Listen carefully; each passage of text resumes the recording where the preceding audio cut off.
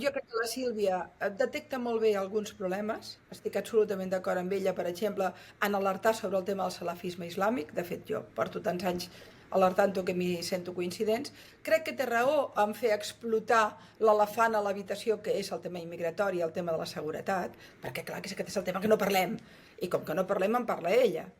I crec també que també té raó en defensar des d'una posició, diguem-ne, ferma la nació. Ara bé, quan un cop ja t'ha detectat els problemes, les solucions que donen no són creïbles.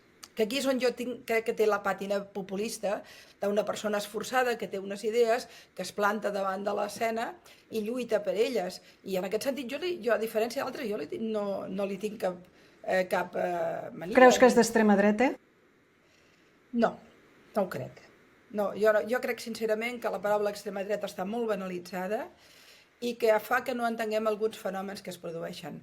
A mi em sembla que és una populista de dretes, amb una posició dura en alguns temes, però l'extrema dreta per mi és una altra cosa, És violència, és pàtria, família i Dios, no? I ella, escolta, no sé si és creient o no, però no està ni casada.